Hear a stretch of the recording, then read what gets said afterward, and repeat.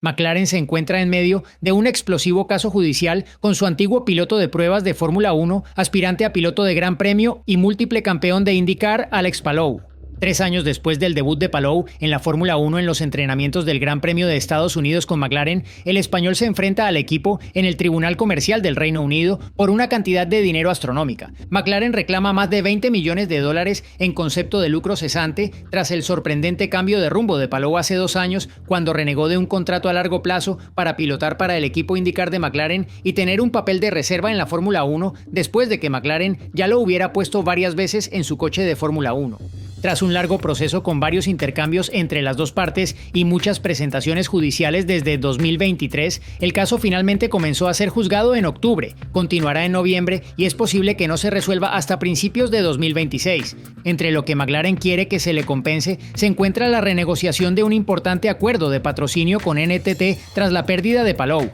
Otras renegociaciones comerciales, una bonificación de $400,000 a Palou que, según McLaren, era solo un anticipo solicitado de su salario, y variables adicionales como la renovación del contrato de su piloto de IndyCar y otro piloto reserva de Fórmula 1, Pato O'Ward, para garantizar que contaba con un piloto de primera línea en ausencia de Palou. Palou admite haber incumplido su contrato con McLaren, por lo que eso no se discute aquí. Se opone a la indemnización porque considera que tenía derecho a rescindir el contrato. El kit de la cuestión del argumento de Palou es que el director ejecutivo de McLaren Racing, Zak Brown, le engañó haciéndole creer que tenía una oportunidad clara en la Fórmula 1 si firmaba con el equipo de IndyCar. El acuerdo plurianual que Palou acordó con McLaren en 2022 incluía pruebas privadas de Fórmula 1, trabajo en el simulador, salidas en los entrenamientos del viernes y un papel de reserva, pero ninguna garantía específica de un asiento para correr. Se le contrató para correr con el equipo en la IndyCar durante varias temporadas, con opciones por parte de McLaren de ampliar el contrato hasta 2027 y hasta 2028 si tenía un asiento disponible para él en la Fórmula 1.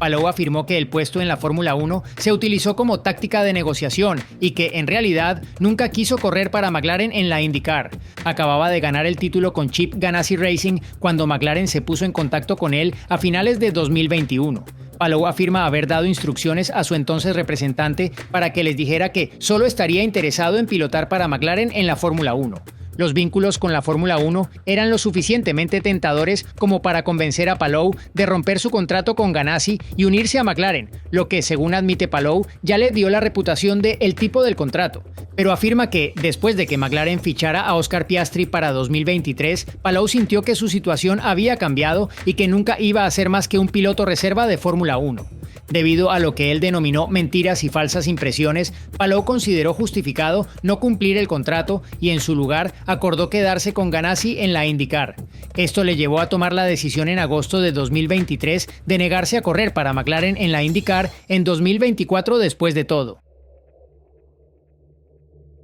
El trabajo de Palou en la Fórmula 1 con McLaren fue breve, pero aún así incluyó bastante trabajo más allá de su salida en los Libres 1 de Austin. Pasó 2 días en la fábrica de McLaren en agosto de 2022 antes de compartir con O'Ward una prueba de 3 días en Barcelona en un coche de 2021. Luego trabajó como piloto de apoyo en el simulador durante el Gran Premio de Singapur de 2022. Después hizo 2 días de simulador en marzo de 2023 para prepararse para ser piloto de reserva en Miami. En junio de ese año volvió a probar el coche de 2021 en Hungría. Si Palou no hubiera incumplido su contrato, habría estado en la pista como piloto de reserva en varias carreras a finales de 2023, habría participado en la prueba de jóvenes pilotos en Abu Dhabi y habría realizado más pruebas con el TPC en 2024. A partir de ahí, se le habrían asignado más tareas, y una parte fundamental del argumento de McLaren para justificar su compromiso con Palou es que si hubiera continuado con el programa previsto, se habría beneficiado aún más y habría tenido más oportunidades de demostrar a McLaren sus credenciales para la Fórmula 1.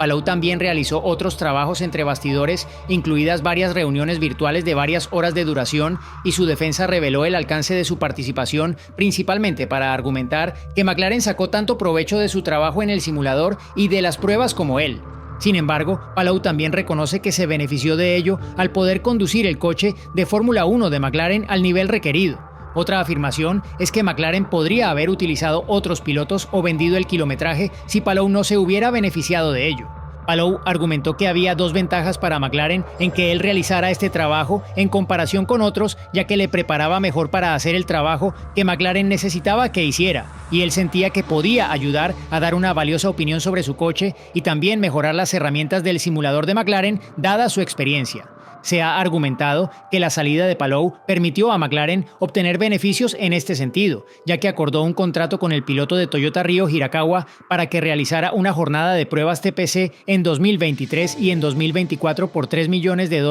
y hasta 3,5 millones si se ejercía la opción de pilotar en una sesión de Libres 1.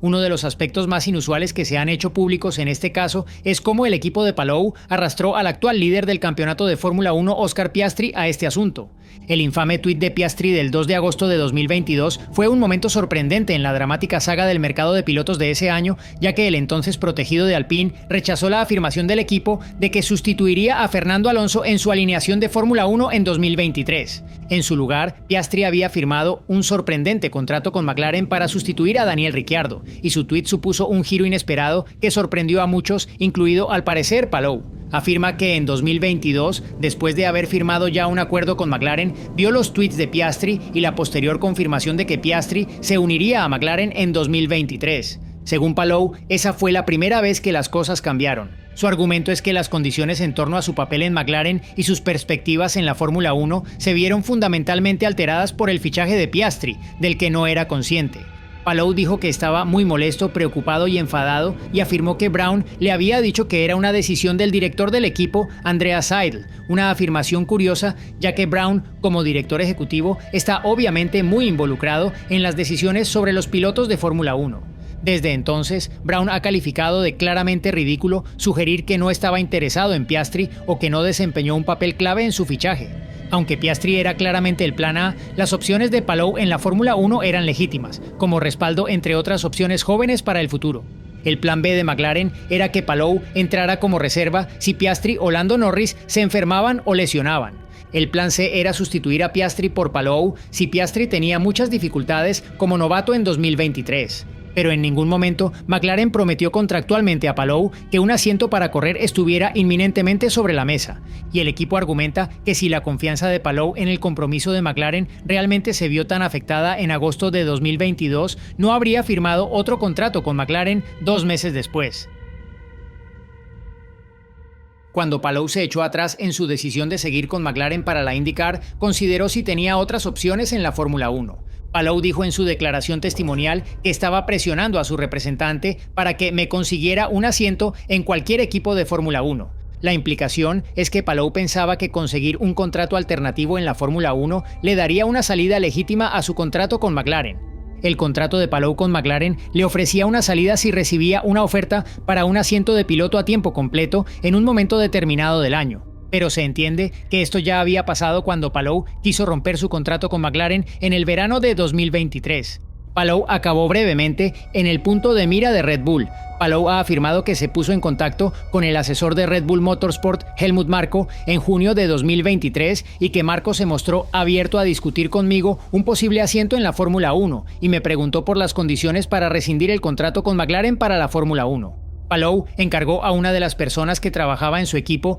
que le preguntara a Brown cuáles eran las condiciones para la rescisión. Un día después, Palou afirma que le informaron de que Brown, tras recibir esa propuesta, había acudido al propio Marko. Mientras que Palou afirma que sin duda no ayudó y que tras esta conversación, Marko de repente dejó de estar interesado, el argumento de McLaren es que eso no fue culpa suya. Brown habló con Marko y con el jefe de Williams, James Bowles, para preguntarles sobre las posibilidades de Palou, aunque no tenía ninguna obligación contractual de hacerlo. Por lo tanto, el argumento de McLaren es que hizo más de lo necesario para ayudar a Palou y que la falta de alternativas en la Fórmula 1 no fue culpa suya. También señala la liberación de Gabriel Bortoleto de su programa de desarrollo de pilotos para correr con Sauber en la Fórmula 1 como prueba de que ayudará a sus jóvenes pilotos si realmente hay un asiento en la Fórmula 1 sobre la mesa. Según Palou, un nuevo intento de establecer las condiciones para su salida de McLaren en caso de futuras ofertas de la Fórmula 1 parece haber ascendido a varios millones de dólares, procedentes de los ingresos del patrocinador NTT, General Motors, los honorarios de los abogados y las pruebas de Fórmula 1.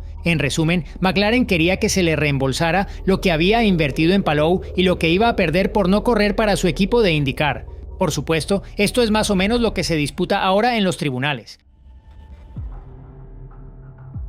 Una revelación interesante es que Palou afirmó en su testimonio que descubrió que iba a ser el piloto de IndyCar peor pagado de McLaren, a pesar de ser campeón. Así que al acercarse el verano de 2023 y dado que Ganassi estaba interesado en retener a Palou a pesar de 2 incumplimientos de contrato, intentó renegociar su acuerdo con McLaren en términos más favorables, a pesar de que en teoría ya estaba comprometido. Brown tuvo una disputa con el equipo de gestión de Palou en mayo de 2023, pero se reunió con Palou personalmente a finales de ese mes. A continuación, se presentó una oferta revisada de McLaren por valor de varios millones, lo que, según el equipo, demuestra una voluntad significativa, ya que no tenía ninguna obligación de aumentar el salario de Palou. Pero Palou afirma que incluía muchas bonificaciones para hacerla parecer competitiva en comparación con la oferta de Ganassi, aunque, según recuerda, el salario base era casi la mitad del de la oferta de Ganassi. Esto se debe en parte a que, según él, el equipo IndyCar de McLaren no estaba al nivel de su equipo actual y no entraba en la ecuación para ganar el campeonato.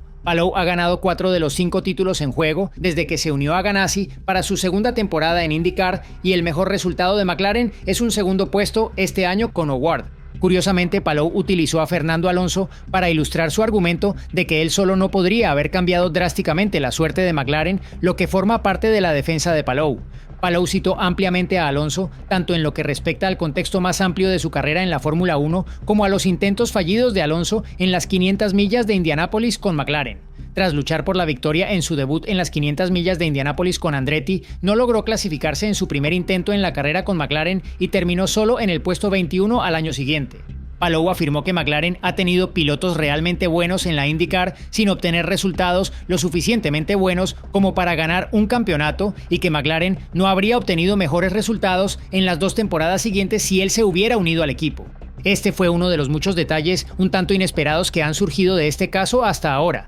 La aparición del acuerdo de pruebas de Hirakawa con McLaren fue otro, al igual que el intento desesperado de McLaren de fichar al expiloto de Fórmula 1 y ganador de las 500 millas de Indianápolis Marcus Ericsson después de enterarse del incumplimiento de Palou a través de sus representantes, ya que Palou optó por no informar directamente a Brown. A pesar de no recibir la notificación que hubiera deseado, McLaren se movió rápidamente para tratar de encontrar un sustituto adecuado, pero Ericsson ya había llegado a un acuerdo verbal para unirse a Andretti. Sus posteriores elecciones de pilotos se vieron enredadas en el deseo de conseguir un piloto lo suficientemente bueno como para satisfacer a NTT y al socio de motores de IndyCar, General Motors, algo para lo que McLaren afirma que simplemente no tuvo tiempo suficiente. McLaren ha terminado con una alineación de IndyCar formada por Howard, el ex piloto junior de Renault Fórmula 1 Christian Lundgaard y Nolan Siegel, quien también se ha visto involucrado en el caso judicial de Palou. Esto se debe a que la defensa de Palou argumenta que McLaren pudo ganar dinero vendiendo el asiento vacante de Palou a Siegel,